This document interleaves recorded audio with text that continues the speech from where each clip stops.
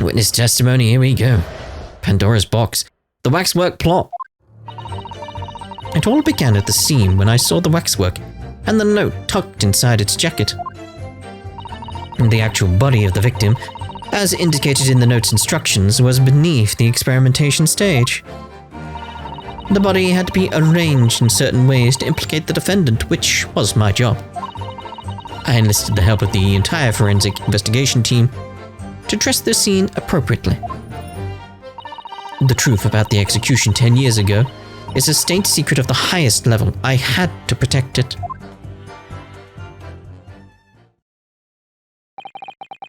So I was right. The stage and the machine were all specifically and specially designed for the deception. So it would seem, and all meticulously prepared. You did well to see through it. That's my first instinct. You're a very shrewd boy. So kind of you to say. And what about this autopsy report then? All I did was record the location of the body as being in the Crystal Tower instead of under the stage. That's all? That's a terrible corruption. Only my team were aware of the deceit, and then only under my explicit instructions. Nobody else at Scotland Yard knew anything about it, I assure you. We must be thankful for small mercies, I suppose. Well, I believe that testimony has clarified everything. There's no particular need for cross-examination, I would say. No, I disagree. Can't shake the feeling that something's wrong. Just look at the expression on Dr. Sire's face. So the defense is right to cross-examine any witness following testimony. What is it about you Japanese that makes you all so doggedly persistent? Attention to detail. It's admirable. Very well. If you so desire, counsel, proceed with the cross-examination. Yes, my lord. Alright, so... waxwork plot. It all began at the scene when I saw the waxwork and the note tucked inside its jacket. Okay. The actual body of the victim, as indicated in the note's instructions, was beneath the experimentation stage. Okay. The body had to be arranged in certain ways to implicate the defendant, which was my job. I enlisted the help of the entire forensic investigation team to dress the scene appropriately. The truth about the execution 10 years ago is a state secret of the highest level. I had to protect it. Thinking press and everything because I need details. So that's her story. She's admitted everything and revealed her full involvement in the crime. I do wonder if there could really be much more to it. Well, I don't know. But I just have a feeling. Do you, Mr. Naruhodo? The truth is, I find it strange too. How those two are reacting to this in completely opposite ways, I mean. Yeah. Yes, exactly. For some reason, I feel sure they're still trying to hide something. Yep, so let's see if we can get stuff out of here. It all began at the scene when I saw the waxwork and the note tucked inside its jacket. Hold it! From what you described before, it sounds like the note was anonymous. Did you have any idea of who was behind it? There are very few people in the know about what really happened 10 years ago to start with. But anyway, I'd never heard of this engineer, so no, I had no idea. Yet despite not knowing who was behind the plan, you went along with it? I had no choice. Protecting the professor's secret was my only concern. But the horse is bolted now, and the stable door will never shut again. Scotland Yard's reputation will be immeasurably damaged as a result of all of this. Yes, thank you, Lord Van Zykes. I'm well aware of that. So, as I understand it, what you found in the birdcage was the waxwork model. Where, then, was the victim's body? On to number 2. The actual body of the victim, as indicated in the note's instructions, was beneath the experimentation stage. So you knew about the special construction of the stage used to carry out the trick then? It was quite obvious what had happened with the victim and the waxwork. And you switched the two over, didn't you? In other words, you recorded the victim's body as having been discovered in the Crystal Tower, and the waxwork, I wrapped it and sent it by carriage to the specified address at the specified time. And why were you given such directions? Presumably so it could be recovered by Drebber and returned to Madame Tuspel's. I see. Then you put the birdcage back on the experimentation stage. Yes, although someone obviously made a mistake about which cage should go where. I thought I'd made it perfectly clear to the team, but still. Suppose you were focused on the victim's body, that being a more important detail. Yeah, but the birdcage revealed all. Its mysterious appearance really gave it away. The body had to be arranged in certain ways to implicate the defendant, which was my job. When you say arranged, I presume you mean this? Yes. The instructions in the engineer's note said something along the lines of, fabricate some evidence to make it clear that the harebrain alone could have killed Asman. So you mean that was your doing? I fetched Harebrain's ridiculous screwdriver from the stage and took it with me alone to the abyss under the stage where the birdcage had fallen. Alone, Doctor? I didn't feel it would be appropriate to involve anybody else in that particular part of the deception.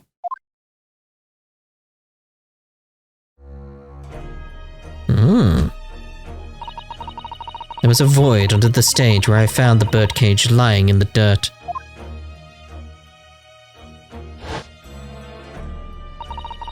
I approached it, leaned down and slowly opened it up. Then I took the screwdriver in both hands and plunged it into the man's chest. Turns out he wasn't dead. He struggled for a while. And then you noted that in your fake autopsy report, there's a fictitious cause of death. Exactly. So, the actual cause of death was the trauma resulting from the 30-foot drop. My word. What is it, Miss Susato?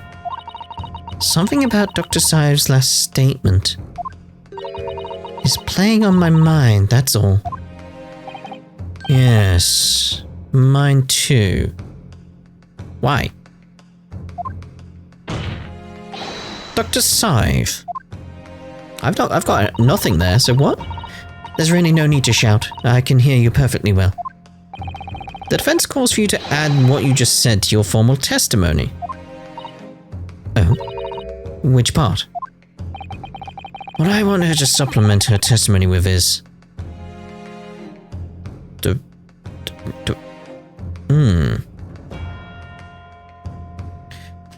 Alright, okay. What are we looking for here?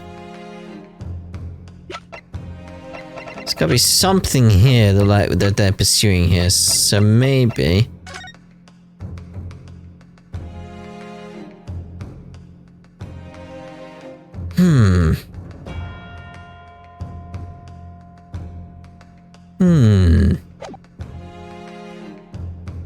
I don't know.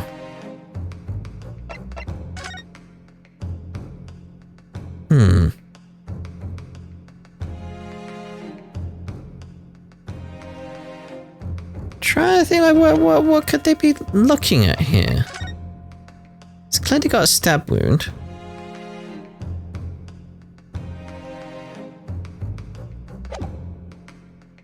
Like, would there be more blood than that? Because I'm thinking, like, okay, so right, she stabbed him, right? And there still would be blood coming out, because it's like you pierce something with a liquid in it, and like the blood's still going to come out, the liquid's still going to come out. And then you're moving the body Like, you're taking this body over to the crystal tower, right? Because it had to have been at the crystal tower, hence the big pieces of the crystal over there. So it's like, the blood's pouring down the body. Should the blood been pouring out more? Should that be? Or maybe like the fact that blood's pouring down is the issue.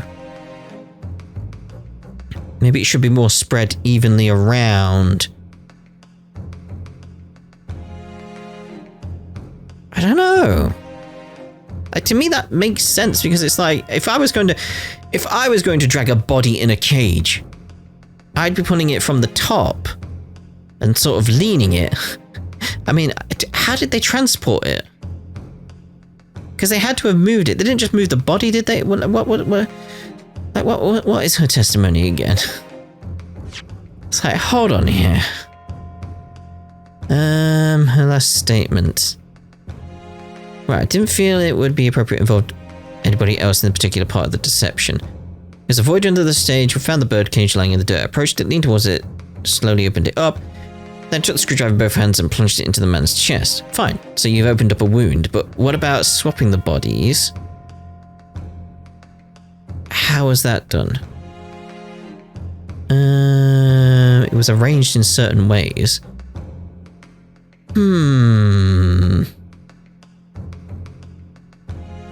So that's what she did with like the waxwork. She sent it off. So maybe they didn't move the body at all. So, and you switched the two over, didn't you? In other words, you recorded the victim's body as being discovered in the crystal tower, and the waxworker wrapped it and sent it in the carriage specified address.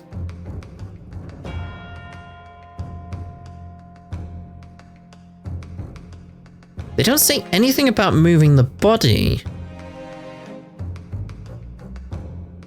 So where did the glass come from in the picture?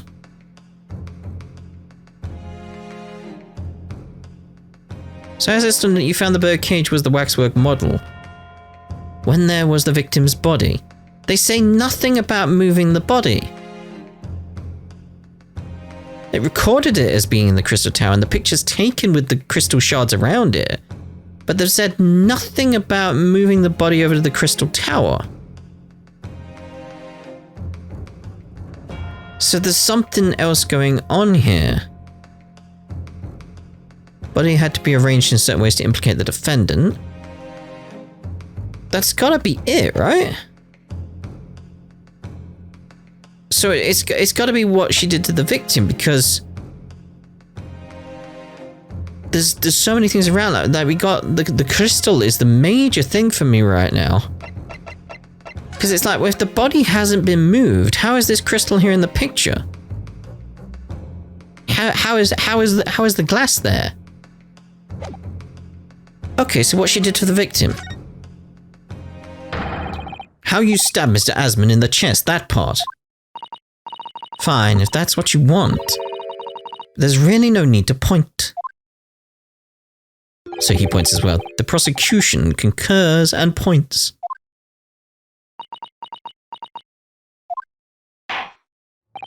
Very well, you will supplement your testimony now, witness. If you wish, my lord. Huh. I stood over the victim's corpse where it lay in the top of the cage and plunged the screwdriver into its chest.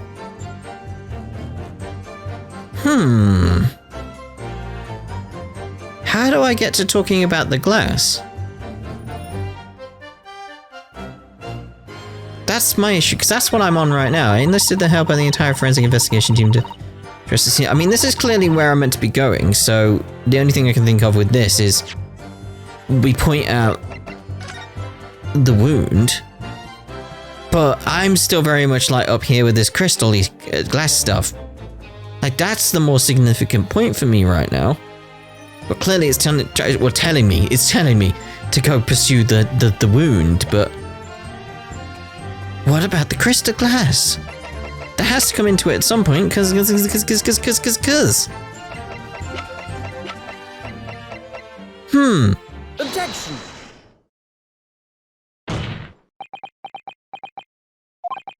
I've got a nasty feeling that this inconsistency points to an extremely uncomfortable truth. What on earth is the matter, Counsel? Have you lost your tongue?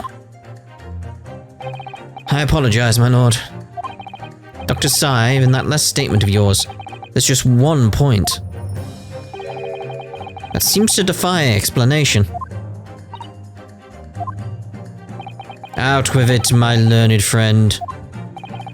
There's an obvious inconsistency between your deception and description and this photograph. That'll work. Again, it wants me to go with a wound. I can tell what it wants me to do, but I am so very much like, hold on, like I'm sure this is going to reveal why there is glass over there, but it's like that's the way I would have gone. Like the picture right there is like the glass, mate. That doesn't make sense. Which shows the victim in the birdcage following the events that led to his death. Objection! The court has already examined the photograph in depth.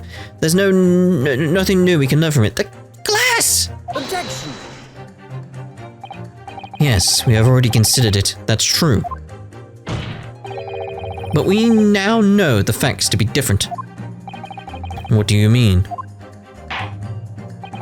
I believe we should let the defense explain. Where in this photograph would we see the alleged inconsistency with the witness statement? Again, the dialogue and everything is telling me to go with the wound, where it's like... it's right there. Okay, anyway. Take that! Look closely at the bloodstain on the victim's chest. It clearly extends in a downwards direction towards the man's feet. And why is that significant, Counsel?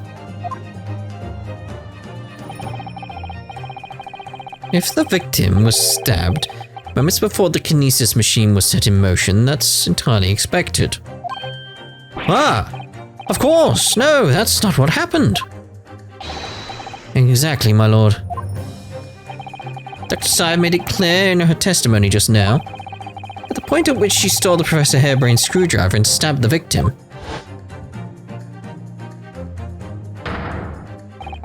was after the grand deception was set in motion, and the birdcage had fallen below the stage out of sight. Yeah, and like I said, it's like it wasn't... like, had she stabbed it in the chest and then taken it over to the crystal tower, like swapped the bodies, then yeah, I could see the blood running down the chest and everything works out fine. But clearly she didn't. And because she clearly didn't, based on the testimony, that raises the question of the glass. From the shape of it, it's clear that the birdcage would have fallen on its side after the 30-foot drop. And if the victim had really been stabbed whilst inside the birdcage in that position, the blood from the wound would have spread out equally in all directions. For it to have formed the longitudinal appearance we see in the picture, it's inconceivable.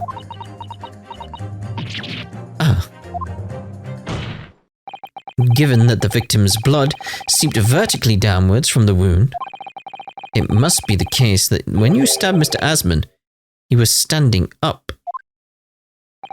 In short, Dr. Scythe, the latest testimony was a total fabrication.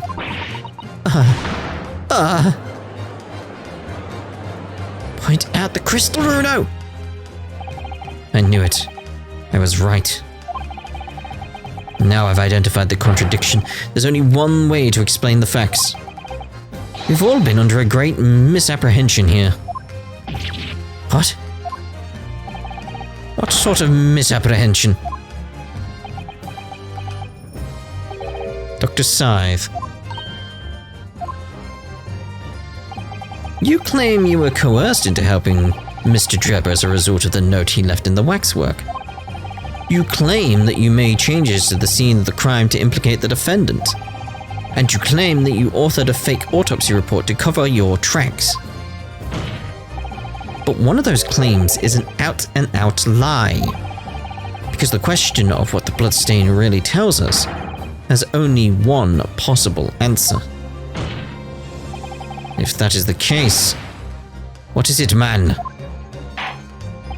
Counsel, you've clearly struck upon a revelation. Now tell the court what it is. Which part of Dr. Sai's story is shown to be a lie by the contradiction in her testimony? Well, the stabbing of the victim, then, obviously. The answer is very simple, if you consider the sequence of events. If, when the victim was stabbed, the blood from the wound seeped downwards, as it did, we can be sure that the victim must have been either sitting or standing upright at the time. But as you rightly pointed out, the birdcage would have fallen on its side when it fell beneath the stage. Yes, it would, which tells us that the victim must have been in that position of his own accord. Objection! That's impossible. The man was dead, remember? No. That is the misapprehension.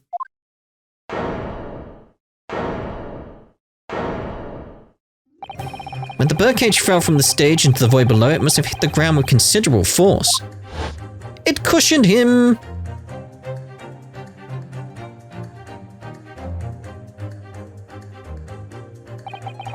But Mr. Asman didn't die in the fall.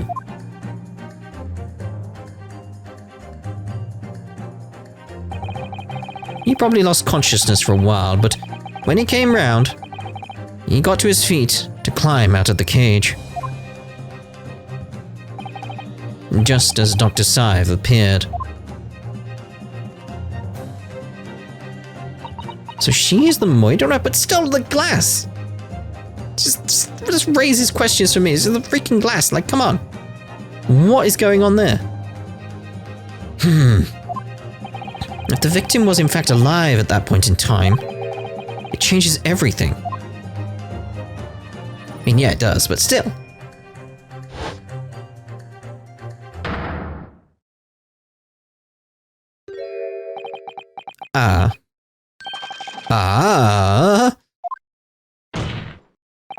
Mr. Odie Asman's killer wasn't the defendant, Professor Albert Harebrain. Nor was it the mastermind behind the stage trickery, Mr. Enoch Drebber. It was you, Dr. Courtney Scythe.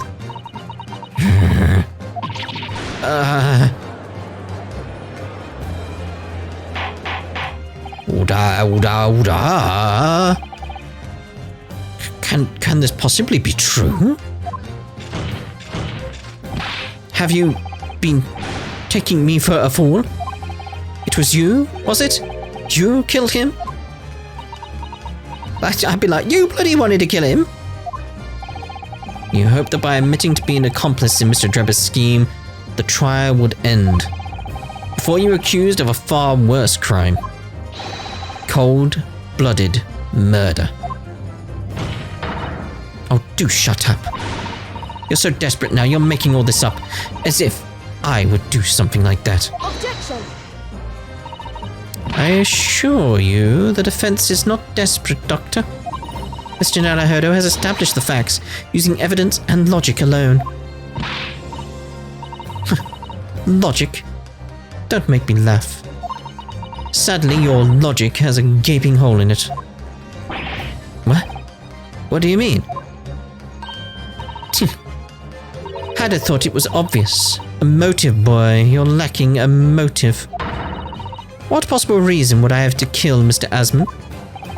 Asman was involved in any number of criminal activities, from coercion to theft to murder. But there is no known connection to Dr. Scythe there. That's a good point. I'd rather leave to say it does seem somewhat far-fetched. True, there's no obvious motive. But there's still something in the back of my mind. I feel sure I've seen something that hints at why the coroner might have done this. Yes, I might have tampered with the crime scene and concocted a fake report. But murdering someone for no reason is a very different story. Objection!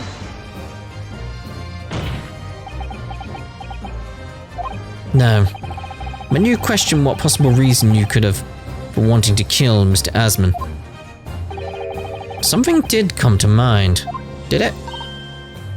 What? What was it, Counsel? Enlighten the court at once. Half of this, I'm very much like, what? Huh? Yeah, huh? Yes, we saw it yesterday, didn't we? Are we on about, like, the birdcage-looking thing in her office? Something that seems strange, but we had no reason to suspect it at the time. There's a particular object that explains why Dr. Sive would have wanted to kill Mr. Asman.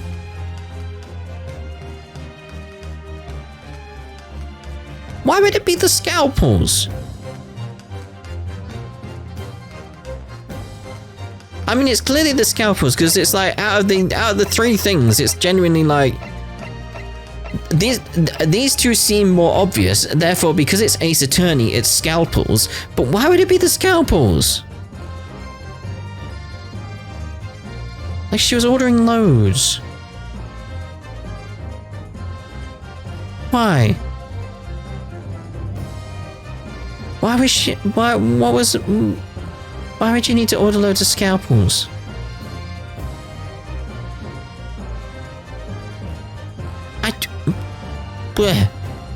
I have no idea, but again, out of the three options, it's clearly the one you meant to go with. Because the other two is like, they're just not out of place like scalpels is. It's a scalpel, or rather, scalpels. Did you say scalpels? Ah.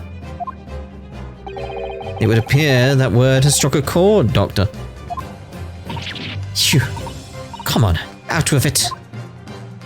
Indeed, out with it. It was yesterday when we visited your laboratory office. Oh no, it wasn't a birdcage. Although, it has birds on it. We'll go with that. Look at this big, thick book here. Oh yeah, the book! Forgot it was in a book, and as it appears to be an accounting ledger, it's a record of the forensic team's spending, I think. So they're buying loads of scalpels from Asman. Why? Why? There's so many things here. It's like, well, this is clearly related to it somehow.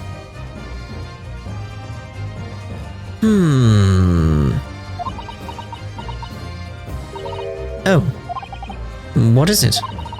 It's clear that the team purchases various equipment and supplies on a monthly basis, but... well, one entry seems rather strange. Really? In what way? They're buying 500 scalpels every month. So they're giving them money, why? Bribe? Blackmail? 500 scalpels a month? At first, I wondered what on earth you could be using that many scalpels for. But actually, I realize now it's not the scalpels themselves that are significant. It's the money for them, disappearing every month from the department's accounts. Asman's criminal organization relied heavily on extortion for its funding. Tracing the money from the forensic investigation team's account to find out where it was going would be extremely straightforward.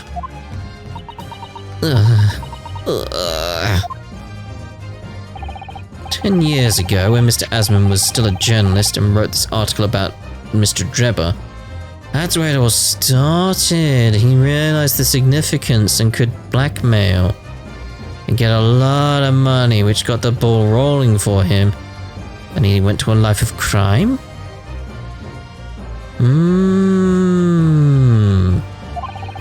He may well have stumbled upon information as he was researching the story.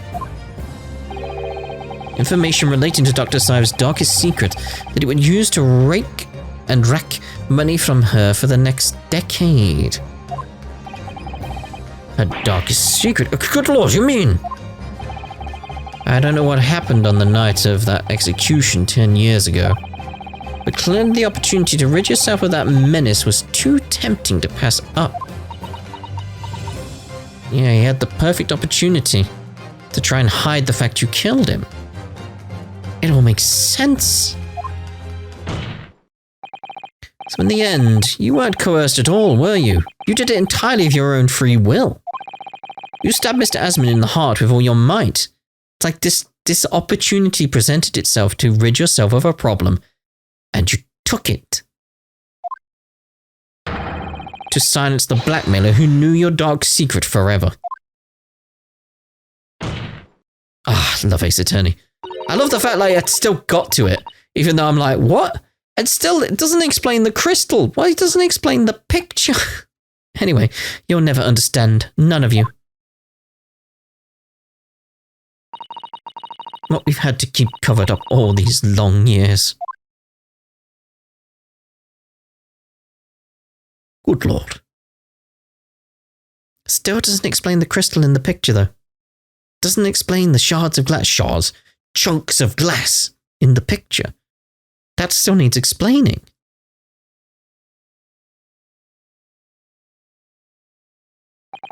As very little of the machine remains after it was ripped apart by the bomb. But the truth of this case can never be properly established unless you speak out. And if you decide not to, it's very possible that Courtney Sive will escape punishment for her crimes. Please, sir, own up to what you've done and tell the court the truth about what happened. 10 years ago, you told the truth, and you were robbed of a bright and successful future as a result. I can certainly understand your bitterness and your consternation now. However, this is surely the chance you've been waiting for to sever the hold that fate's had over you all these years. Nicely put, Barrack. Super high voltage instantaneous kinesis. I mean, really.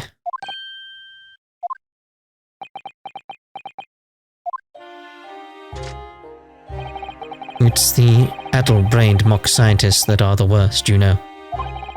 They don't recognize the fact that they don't have talent. They can't even get that right. And so they end up chasing impossible dreams, having unbridled faith in their abilities. They go on and on about their wonderful hypothesis, their stupid eye shining like a little child's. They make me sick. I can't abide their foolishness. Careful, Mr. Drebber. I was particularly pleased with the kinesis machine. It made for quite a show, didn't it? So you admit it. You admit that it was nothing more than the sham made for the purpose of killing the victim? Yes, I admit it. I did it all, in the name of revenge. Revenge for the future that Mr. Asmund's article had deprived you of 10 years ago. But the revenge you sought didn't stop Asmund, did it? Which is where that very particular waxwork comes in. Yes, I see. The condemned convict that you saw rising from the grave in Lowgate Cemetery 10 years ago.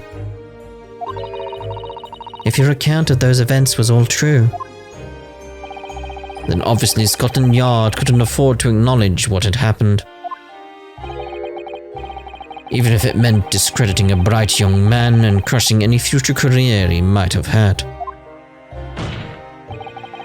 So your plan required that you abduct that particular waxwork model in order to exact your revenge on Scotland Yard as well, or on Dr. Sive to be precise.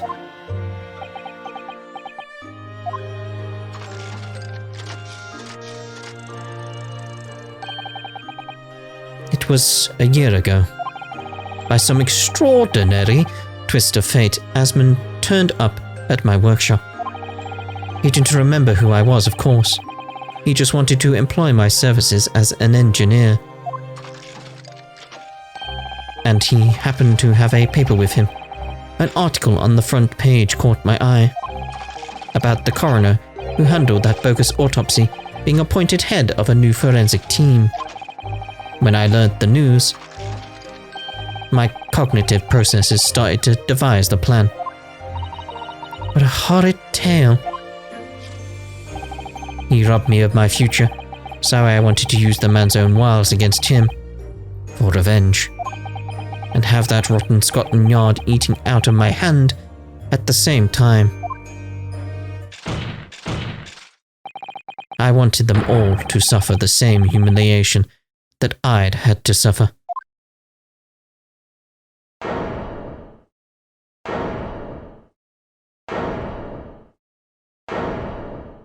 Damn, dude.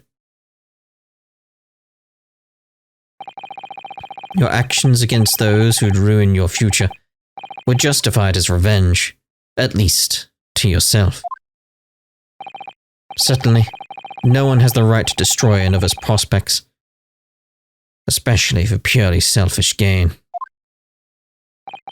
And yet, in carrying out your plan, you did exactly that to someone else, didn't you? Did I? Professor Harebrain's only crime was passion for his hypothesis, but you had no compunction about sacrificing his future to effect your revenge. You knew that he would be forever branded a failure and a fraud.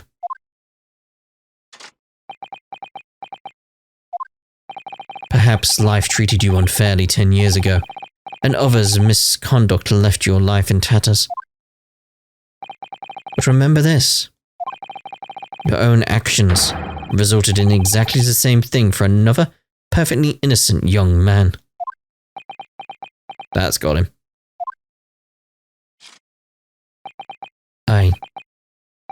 I